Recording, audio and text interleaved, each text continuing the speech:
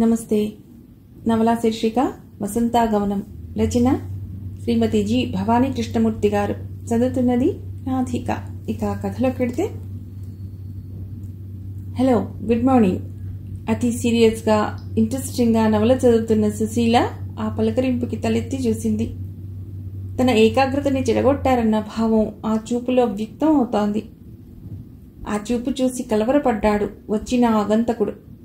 Grey colour సూట్లో white మీద dark blue dots ఉన్న టై, నొక్కుల జుట్టు, విల్లులా వంగిన కనుబొమలు, పట్టుదలను సూచించే పొడుగు ముక్కు, నిర్మలంగా ఉన్న కళ్ళు, హుందాగా దర్జాగా ఉన్న ఆ యువకుణ్ణి చూస్తూ అలాగే ఉండిపోయింది మూగదానిలా. ఉలుకు పలుకు లేకుండా బొమ్మలా కూర్చుని ఉన్న సుశీలను చూస్తూ, ఐఎమ్ సారీ, నా పేరు హరికృష్ణ, వృత్తిరీత్యా డాక్టర్ని, ప్రవృత్తిరీత్యా స్నేహపాత్రుణ్ణి. మరి మీరు? ఆగిపోయాడు. తడబడిపోయింది సుశీల. తన పరధ్యానానికి సిగ్గుపడుతూ, ఐఎమ్ సారీ, కూర్చోండి, ప్లీజ్ కమ్.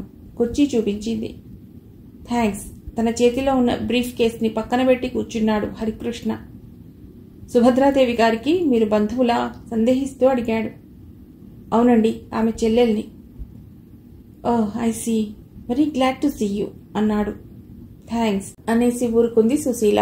ఇంకేం మాట్లాడాలో తోచక చేతులు నలుపుకుంటూ నీళ్ళ చూపులు చూడసాగింది. అతడు లేచి నిలబడి, మీ సమయాన్ని వృధా చేసినందుకు వెరీ వెరీ సారీ, వస్తాను. బ్రీఫ్ కేస్ అందుకోబోతుంటే వింతగా చూసి, అసలు మీరు వచ్చిన పనేమిటో చెప్పనే లేదు అంది. ఏం చెప్పమంటారు? మీరు నన్ను చూసి అనవసరంగా తడబడిపోతూ సిగ్గుపడిపోతున్నారు. మీ అక్కయ్య గారైతే నేను కూడా తన సొంత తమ్ముణ్ణే అన్నంత చనువుగా కబుర్లు చెప్తారు. అందుకే నాకు ఎక్కువగా పనిలేనప్పుడు వచ్చి మాట్లాడి పెడుతూ ఉంటాను. మీ బేబీ కేర్ సెంటర్లో ఏ పాపకైనా ఒంట్లో బాగోలేకపోతే నాకే కబురు చేస్తారు మీ అక్కయ్య గారు. అలాగా, సారీ, నాకు ఆ విషయాలేవి తెలియవండి. కాలేజీకి వెళ్ళటం, రావటం, చదువుకోవటం నా పనేమిటో నాది. సాధారణంగా నేను ఇక్కడికి రాను. ఈరోజు అక్కయ్యకి ఒంట్లో బాగాలేదు. కాలేజీలో ఇంపార్టెంట్ క్లాసెస్ ఏమీ లేవు. ఒంట్లో బాగాలేకపోయినా ఇక్కడికి బయలుదేరుతూ ఉంటే వారించి నేను వచ్చాను. నేను మిమ్మల్ని ఎప్పుడూ చూడలేదు కనుక గుర్తించలేకపోయాను. నెవర్ మైండ్, పరిచయం లేనిది ఎవరు గుర్తించగలరు? మీ అక్కయ్య గారి అనారోగ్యం ఏమిటి? రాత్రంతా నిద్ర పట్టలేదట. కళ్ళు మంటలు, తలనొప్పి, ముఖమంతా ఉబ్బినట్లుంది. టెంపరేచర్ ఉందని నేను, లేదని అక్కయ్య కాసేపు వాదించుకున్నా. చివరికి నేనే తగ్గి, టెంపరేచర్ లేకపోయినా ఇంట్లో నుండి కదలటానికి వీల్లేదని చెప్పి నేను ఇలా వచ్చాను. మీకు అభ్యంతరం లేకపోతే నేను వచ్చి మీ అక్కయ్య గారిని పరీక్ష చేసి మందులు ఇస్తాను. అభ్యంతరం ఎందుకు? అక్కయ్య స్నేహితులుగా మీకు ఆ హక్కు, డాక్టర్గా బాధ్యత కూడా ఉన్నాయి. ఉండండి అని బెల్ నొక్కింది. తెల్ల చీర కట్టుకుని ఉన్న ఒక ఆయా లోపలికి వచ్చింది. సిస్టర్, నేను ఇంటికి వెడుతున్నాను, నా పనేమీ లేదుగా అంది. No madam. థ్యాంక్ యూ, మళ్ళీ వస్తాను. పిల్లల్ని జాగ్రత్తగా చూసుకో అని టేబుల్ అంతా సర్దేసి డ్రాయర్కి తాళాలు వేసి హరికృష్ణతో పదండి అంది. అతడు స్కూటర్ లాక్ తీసి స్టార్ట్ చేస్తూ, ఎక్కండి అన్నాడు. ఏదో వినరాని మాట విన్నట్లు, చేయకూడని పని చేయమన్నట్లు మొహం పెట్టింది. భయపడుతూ ముందుకి వెయ్యబోయే అడుగుని కూడా వెనక్కి తీసేసుకుంది. అదేమిటండి అలా బెదిరిపోతున్నారు? నేనంత కసాయి వాళ్ళ కనిపిస్తున్నానా? అబ్బేబే, లేకపోతే మరేమిటి? పురుషులతో సమంగా హక్కులు కావాలని వేదికలెక్కి ఉపన్యాసాలు ఇస్తారు. తీరా సమయం వస్తే అతగాడి పక్కన కూర్చోటానికి కూడా భయపడిపోతారు. అతడేదో తనని మింగేస్తాడన్నట్లుగా. చెయ్యి నాకు తగిలితే మీ మేని బంగారం నాకు అంటుకుపోతుందని మీ భయం అయితే, ఇదిగో ఈ బ్రీఫ్ కేస్ మనిద్దరి మధ్యలో అడ్డుగా పెట్టండి, మీ సంశయం తీరిపోతుంది నవ్వాడు. అతడు నవ్వుతుంటే వెన్నెల కురుస్తున్నట్లు అనిపించింది సుశీలకి. మీరు ఎంఎస్సీ చదువుతున్న అమ్మాయిలా లేరు, అమ్మమ్మలా ఉన్నారు. ఇంకా కథలకు అలాగే నిలబడి ఉన్న సుశీలతో అన్నాడు. రోషం ముంచుకొచ్చింది సుశీలకు. చటుక్కున ముందుకు నడిచి వెనక్కి ఎక్కి కూర్చుంది. వెరీ గుడ్, ఈ పని ముందే చేస్తే 10 నిమిషాల సమయం సేవ్ అయ్యేది. ఇలా ఎండలో నిలబడవలసిన అవసరం లేకుండా ఈ పాటికి హాయిగా ఇంట్లో ఉండేవాళ్ళం అన్నాడు స్టార్ట్ చేస్తూ. కొంచెం ముందుకు నడిచాక సుశీల సూచన మేరకు కుడిపక్క సందులోకి మళ్లించాడు స్కూటర్ని. అలా కొంచెం దూరం వెళ్ళాక ఎడంపక్క సందులోకి 10 గజాలు వెళ్లి ఒక డాబా ముందు ఆగింది స్కూటర్. గేట్ తెరిచి లోపలికి నడిచింది సుశీల. స్కూటర్ లాక్ చేసి వచ్చి ఆమెను అనుసరించాడు హరికృష్ణ. కుడివైపు నుండి ఒక్క సందు ఉంటే ఆ సందులోకి వెళ్ళి తలుపు తట్టింది. తలుపు తీసి అప్పుడే వచ్చేసామేమిటే అమ్మాయి అంటూ సుశీల వెనక నిలబడ్డ హరికృష్ణను ఎవరన్నట్లు ప్రశ్నార్థకంగా చూసిందో పూర్వసువాసిని. అక్కయ్య కోసం డాక్టర్ గారిని తీసుకొచ్చానత్తయ్యా. ఈయన డాక్టర్ హరికృష్ణ, అక్కయ్యకి బాగా తెలుసు. డాక్టర్ గారు, ఈవిడ మా అత్తయ్య అంటూ పరిచయం చేసింది.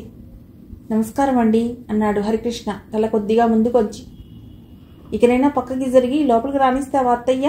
మేనత్త వైపు చూసి నవ్వింది. అయ్యో నామతి మండ, లోపలికి రండి బాబు, చటుక్కున పక్కకు జరిగింది సుందరమ్మ. ప్లీజ్ కమింగ్ డాక్టర్, లోపలికి నడిచి కూర్చోండి.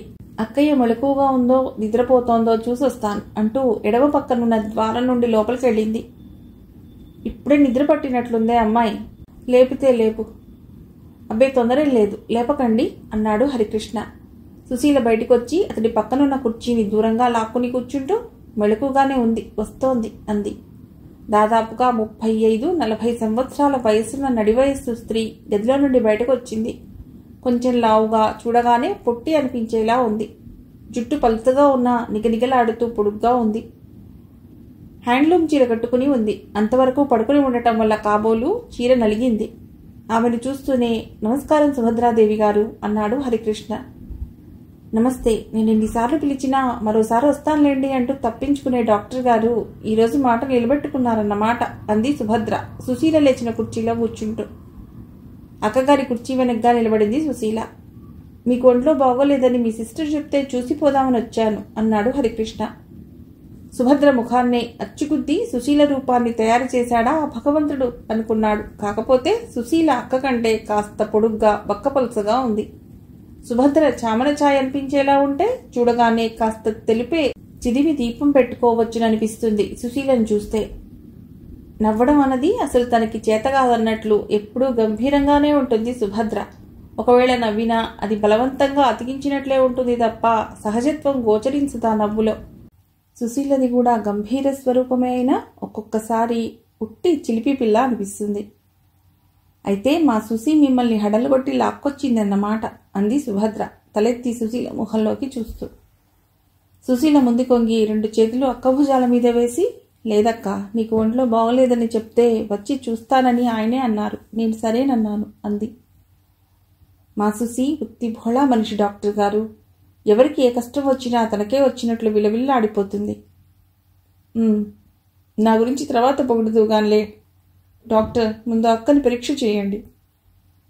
హరికృష్ణ లేచి సుభద్రని పరీక్ష చేసి, జస్ట్ మామూలు జ్వరమే, మీరు దేని గురించో తీవ్రంగా ఆలోచిస్తున్నారు, ఆ ఆలోచనలకి 4 రోజులు లీవ్ పెట్టేసి హాయిగా రెస్ట్ తీసుకోండి అంటూ బ్రీఫ్ కేస్ తెరిచి 4 టాబ్లెట్స్ తీసి సుశీలకిస్తూ 3 గంటలకోసారి 1 టాబ్లెట్ వేయండి అన్నాడు.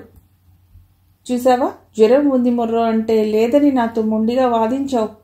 అత్తయ్య, 1 గ్లాస్తో మంచినీళ్ళు తీసుకురా, అక్కయ్య మందేసుకుంటుంది. 1 టాబ్లెట్ సుభద్ర చేతికిచ్చింది. ఈలోగా సుశీల లోపలికి వెళ్ళి కాఫీ కలిపి 3 కప్పుల్లో పోసి తీసుకొచ్చింది. 1 హరికృష్ణకిచ్చి సుభద్రకు 1 ఇచ్చి తాను 1 తీసుకుంది. కప్పు కింద పెట్టేసి, మళ్ళీ రేపు వస్తాను సుభద్రాదేవి గారు. మిస్ సుశీల, మిమ్మల్ని సెంటర్ దగ్గర డ్రాప్ చేయమంటారా లేస్తూ అన్నాడు. మీకు నమస్కారం, మీరు వెళ్ళిరండి అంది చేతులు జోడించి నమస్కరిస్తూ. ఆమె యాక్షన్ చూసి గట్టిగా నవ్వేశాడు హరికృష్ణ. సారీ హరికృష్ణ, ఇప్పటి కాలం పిల్లల చెలో పొలోమంటూ రాసుకుని పూసుకుని తిరిగే పిల్ల కాదిది. ముక్కుకి సూటిగా పోయే మనస్తత్వం. మా దగ్గరే ఇలా పసితనం వదలని పాపాయిలా చిలిపి చేష్టలు చేస్తుంటుంది అంది సుభద్ర చెల్లెల్ని మురిపంగా చూస్తూ. అందమైన ఆడపిల్ల చిలిపితనం మరింత వన్నె తెస్తుంది సుశీల గారు, కీపిటా. అందరితో పాటు తన్ను నవ్వేసింది సుశీల. మర్నాడు ఉదయం సరాసరి ఇంటికే వచ్చేశాడు హరికృష్ణ. అతన్ని చూసి, మీరు చాలా సిన్సియర్ అండ్ సెన్సిటివ్ డాక్టర్ అన్నమాట అంది సుశీల స్వాగతం చెప్తూ. అదే అలా అంటున్నారు, తెల్లబోయాడు హరికృష్ణ. రేపు వస్తానని మీరంటే ఏదో మాట వరసకి అంటున్నారేమోనని. ఇది ఫస్ట్ కాంప్లిమెంట్కి డెఫినేషన్. ఏదో కొద్దిపాటి జ్వరమే కదా, అదే తగ్గిపోయి ఉంటుందిలే అని అశ్రద్ధ చేయకుండా జ్వరం ఎక్కువైందేమోనని భావించి లేవగానే ఇలా పరిగెత్తుకొచ్చారు. అది 2వ కాంప్లిమెంట్కి డెఫినేషన్.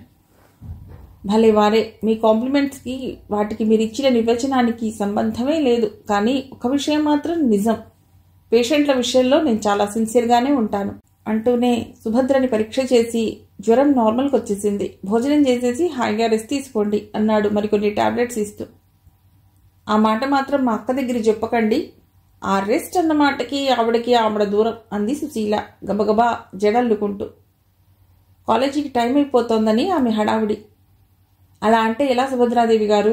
ఆరోగ్యం ముందు ముఖ్యం. ఏ పని చేయాలన్నా, జీవితంలో ఏది సాధించాలన్నా హెల్త్ని జాగ్రత్తగా కాపాడుకోవటం ప్రథమ కర్తవ్యంగా భావించుకోవాలి ప్రతి మనిషి.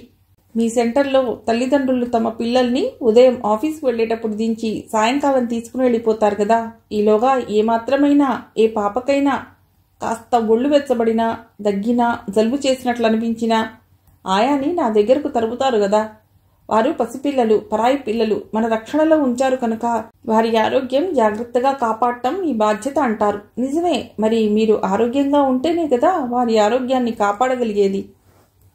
డాక్టర్ గారు, ఇప్పుడు మీరు అసలైన డాక్టర్ అన్న నమ్మకం కుదిరింది. చప్పట్లు కొడుతోంది సుశీల. అంటే ఇప్పటిదాకా నన్ను దొంగ డాక్టర్ అనుకున్నారా? అబ్బే అదేం కాదులేండి నవ్వేసింది సుశీల. కిటికీలో ఉన్న పుస్తకాలు హ్యాండ్ బ్యాగ్లో పెట్టుకుని, అక్కయ్య టైం అవుతోంది, నేను పెడుతున్నాను అంటూ బయలుదేరబోతుంటే, రండి నేను డ్రాప్ చేస్తాను అన్నాడు. సారీ డాక్టర్, మంచి మనసున్న వాళ్లతో స్నేహం చేయడం అంటే ఇష్టమే, కానీ అతి చనువుగా ఉండటం నాకు నచ్చదు, మరోలా అనుకోవద్దు అంటూ చెప్పులు తొడుక్కుని వెళ్ళిపోయింది సుశీల. అయితే సెంటర్కి మీరే పెడతారన్నమాట ఈరోజు. అయితే మరి ఎక్కువగా అలసట చెందకండి. వస్తాను. లేచి నిలబడి, సుశీల గారు నన్ను అపార్థం చేసుకున్నట్లున్నారు. కేవలం హెల్ప్ చేయాలన్న భావమే తప్ప మరే దురుద్దేశం లేదు అన్నాడు. నోనో, దాని స్వభావమే అంత. మీరు మరోలా ఫీల్ కాకండి అంది సాగనంపుతూ. సుభద్ర లోపలికొచ్చాక, కుర్రవాడు బాగానే ఉన్నాడు, ఈడు జోడు బాగానే ఉంటుంది, కదిలించి చూడరాదటే సుభద్ర అంతి మేనత్త సుందరమ్మ. అతడికి పెళ్ళయిందత్తయ్యా, 2 పిల్లలు కూడా. మనిషి మంచివాడేననుకో, ఎప్పుడు కబురు చేసినా పాపం వెంటనే పరిగెత్తుకుంటూ వస్తాడు. మీరంటే నాకెందుకో చాలా అభిమానం, ఆప్తుల్లా ఆత్మీయుల్లా కనిపిస్తారు నా కంటికి అంటాడు. అత్తయ్య, ఈ మాట నాతో అంటే అన్నావు గాని సుశీలతో అనకు, అతన్ని ఇంటి ఛాయలకు కూడా రానివ్వదు అంటూ నవ్వింది సుభద్ర. అలాగేలే అత్తయ్య, అలా సెంటర్కి వెళ్ళొస్తాను అంటూ చెప్పులు తొడుక్కుని బయలుదేరింది. రిక్షాలో వెళ్ళు, దగ్గరే కదా అని ఎండలు నడిచి వెళ్ళకు. అలాగేలే, తలుపేసుకో. మినత్తతో అలాగేలే అంది కానీ మిల్లిగా నడుచుకుంటూనే బయలుదేరింది సుభద్ర. చిక్కడపల్లిలో మెయిన్ రోడ్డుకి ఎడమ పక్క సందులో ఉన్న బేబీ కేర్ సెంటర్కి వెళ్లేసరికి అరగంట పట్టింది. ఎండలో వెళ్ళగానే ఉస్సురుమంటూ కుర్చీలో కూలబడిపోయింది. ఆయా చూసి ముందు చల్లని మంచినీళ్ళిచ్చి ఆ తర్వాత వేడివేడి హార్లిక్స్ కలిపి తీసుకొచ్చి ఇచ్చింది. ఆ వేడిది తాగేసరికి ఒళ్లంతా చెమటతో ముద్దలా స్నానం చేసినట్లయింది. ఫ్యాన్ కింద కాసేపు కూర్చుని లోపలికి నడిచింది. అదొక పెద్ద హాల్. పిల్లలు ఆడుకునే రకరకాల ఆట సామాన్లు. ఆ సెంటర్లో ఉన్న వాళ్ళందరూ 3 ఏళ్ల లోపు వారే. అందరూ నీట్గా ఉన్నారు. తమకు తోచిన సామాన్లతో ఆడుకుంటున్నారు. పక్కగా మరొక హాల్. కొన్ని చిన్న చిన్న ఊయల మంచాలు, కొన్ని మంచాలు ఉన్నాయి. మరి చిన్నపిల్లలు కొందరు ఊయల్లో నిద్రపోతున్నారు. పెద్ద హాలుకి మరొక పక్క మరొక గది. అందులో పిల్లలకి ఆహారంగా ఇచ్చే పాల డబ్బాలు, ఫారెక్స్, బిస్కెట్లు మొదలైనవి ఉన్నాయి. ఒక పక్క గ్యాస్ స్టవ్, గ్లాసులు, స్పూన్లు. ఇప్పుడు ఆ సెంటర్లో సుమారుగా 50 మంది పిల్లలు, 3 ఆయాలు ఉన్నారు. తల్లిదండ్రులు ఉదయం ఆఫీస్ వెళ్లేటప్పుడు అక్కడ దించి సాయంకాలం తీసుకెళ్లిపోతారు. కొంతమంది తల్లిదండ్రులు తమ పిల్లలకు అలవాటైన పాల డబ్బాలు తీసుకొచ్చి ఇస్తారు. మరికొందరు డబ్బులు చెల్లించేస్తే సుభద్ర వారు చెప్పిన పాల డబ్బాలు కొని తెప్పిస్తుంది. ఉదయం 8 నుండి రాత్రి 7 గంటల దాకా తెరిచి ఉంటుంది. పిల్లలు తన దగ్గర ఉన్నంతసేపు వారి మంచి చెడ్డలు తనవిగానే భావిస్తుంది సుభద్ర. వారందరూ తన పిల్లలే అన్న భావంతో ఉంటుంది. ఆయాలు ఆ పిల్లల పట్ల నిర్లక్ష్యం ప్రవర్తిస్తారేమోనని వారినో కంట గమనిస్తూనే ఉంటుంది. తన సెంటర్కి చెడ్డ పేరు వచ్చేలా ప్రవర్తిస్తే వాళ్ల కాపూటే ఉద్వాసన చెప్తుంది. అందుకే అనతి కాలంలోనే సిటీలోని బెస్ట్ బేబీ కేర్ సెంటర్గా పేరు తెచ్చుకుంది. అంతా తిరిగి చూసి తృప్తిగా నిట్టూర్చి ముందుగది ఆఫీస్ రూంలోకి వచ్చి కూర్చుంది సుభద్ర. వస్తూనే తలనొప్పి అంటూ మంచం ఎక్కేసింది సుశీల. ఏ నాజుకు పిల్లలే తల్లి. పట్టుమని 10 నిమిషాలు నడవలేరు, పట్టుమని 10 పేజీలు చదవలేరు, 10 కబుర్లైనా చెప్పలేరు. పెళ్లి చేయవే అంటే మీ అక్కయ్య వినకుండా ఈ చదువులో పెట్టింది. ఇందా ఈ టీ తాగి పడుకో, కప్పు అలా కింద పెట్టేయి, లేచేదేమిటే ఆ మాత్రానికి, ఇటు తిరుగు అమృతాంజనం రాస్తాను అంటూ సీసా తీసుకొచ్చి పక్కనే చితికిలబడింది సుభద్రమ్మ. అమృతాంజనం రాస్తున్న సుందరమ్మ చేతిని విసిరిగొట్టి, అత్తయ్య నా పెళ్లి గురించి కలువరిస్తావు కానీ అక్కయ్య పెళ్లి మాట తలపెట్టవే. ఏది ఏవైనా ఎవరైనా చెప్పినా అక్కయ్య పెళ్లిగా అందే నేను పెళ్లి చేసుకోను గబగబా అనేసింది సుశీల. అంతకుముందు ఎప్పుడొచ్చిందో ఏమో. సుభద్ర సుశీల మాట పూర్తవ్వకముందే లోపలికి దూసుకుని వచ్చి జుట్టు పట్టి సుశీలని పైకి లేపి ఆ చెంప ఈ చెంప గట్టిగా వాయించింది. ఆయాసంతో రొప్పుతున్న సుభద్రని వెనక్కి తోసేసి, నీ ఆవేశం బంగారుగాను, పిల్లని బతకనివ్వమేమిటే?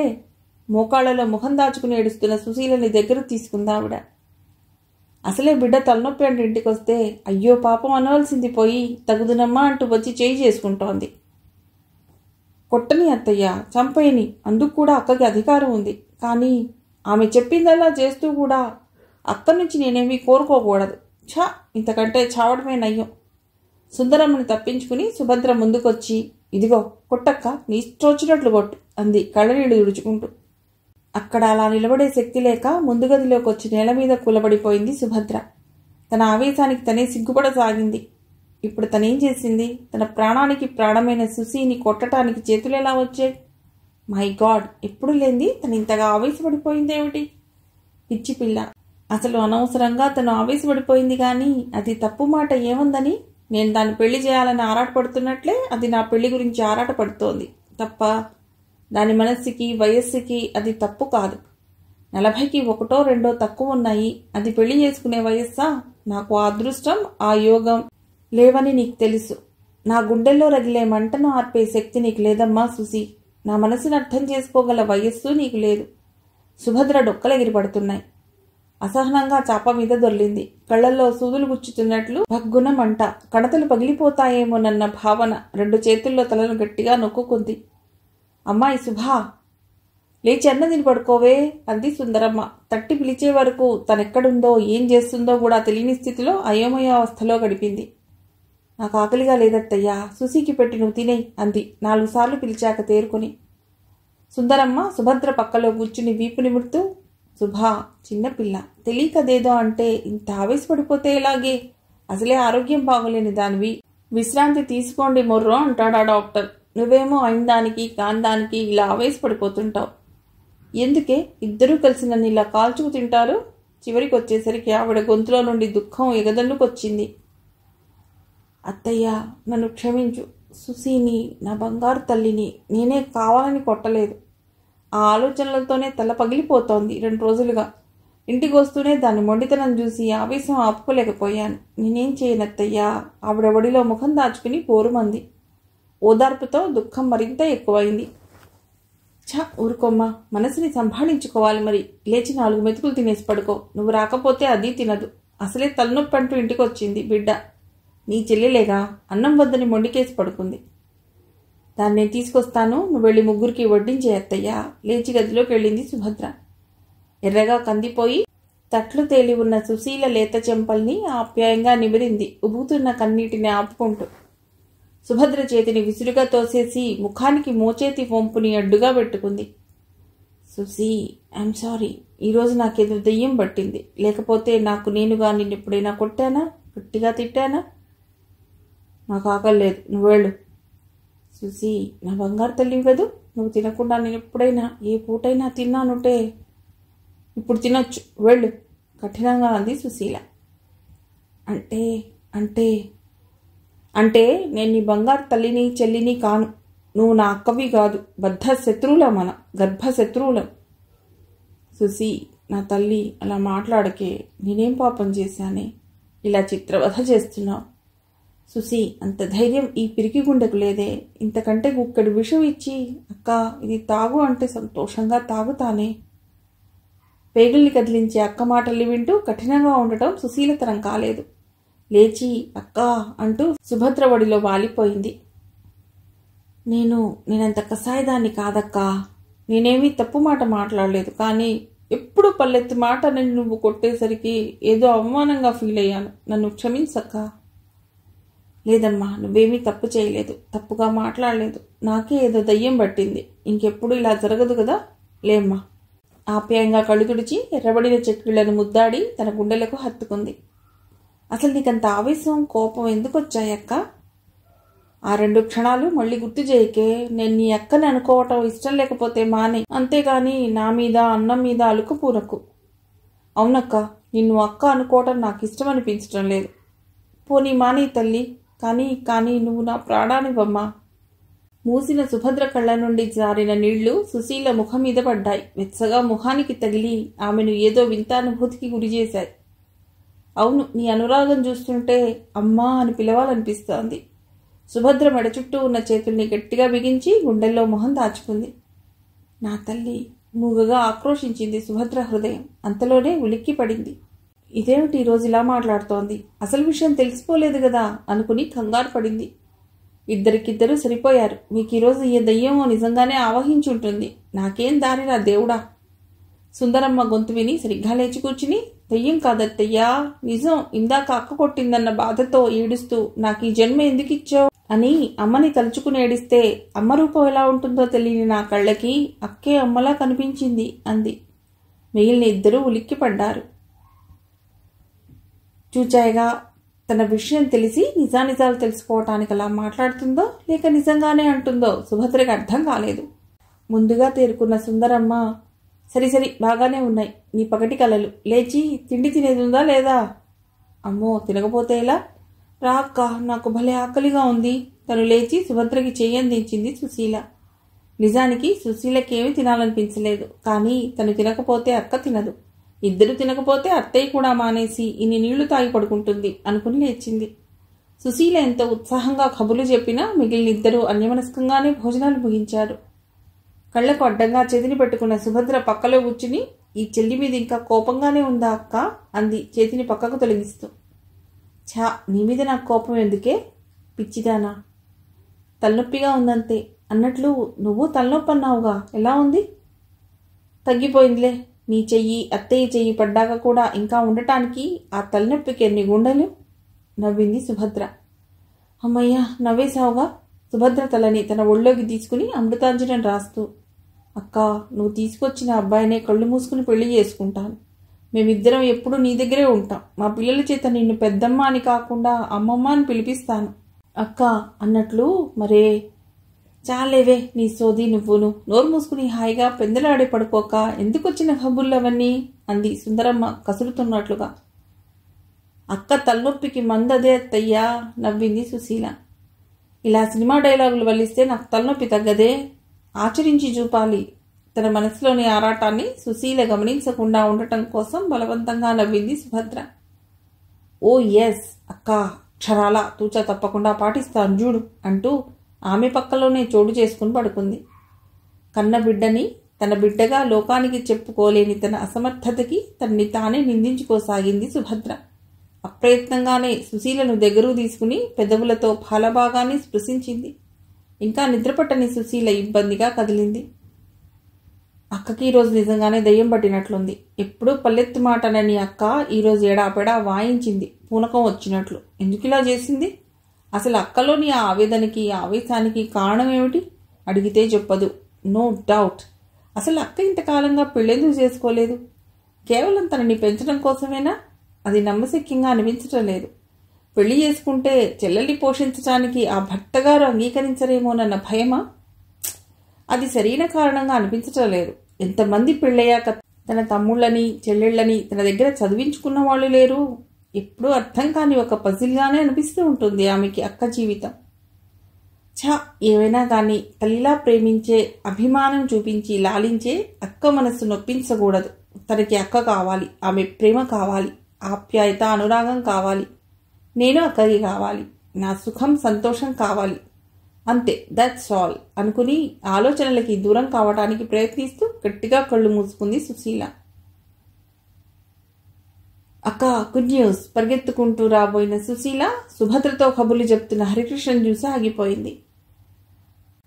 మీరు ఎంఎస్సీ ఫస్ట్ క్లాస్లో పాస్ అయ్యారు. Congratulations miss Sushila. తన అభినందనలు అందజేశాడు హరికృష్ణ. అరే, మీకెలా తెలుసు అన్నట్లు క్వశ్చన్ మార్క్ మొహం పెట్టింది సుశీల. ఇప్పుడే మీ అక్కయ్య గారు చెప్పారు అన్నాడు నవ్వుతూ. థ్యాంక్స్ అంతేగాని అతడి మీద చెప్పలేనంత కోపం వచ్చింది. తను స్వయంగా అక్కకి చెప్పాలి, అక్కతో తన సంతోషాన్ని పంచుకోవాలి అనుకుంటూ ఎన్నో సుందర దృశ్యాల్ని ఊహించుకుంటూ వచ్చింది. అక్క ఆప్యాయంగా తన చెక్కిల్ని ముద్దాడుతుంది, తల నిమురుతుంది. నా చెల్లి గొప్ప వ్యక్తి అయిపోయిందని గర్వంగా ఫీల్ అవుతుంది. అప్పుడు తనకెంతో సంతోషం. ఈ డాక్టర్ ఒకడు పని పాట లేకుండా ఇక్కడికి వచ్చి కూర్చుంటాడు. లోపలే చిరాకు పడింది సుశీల.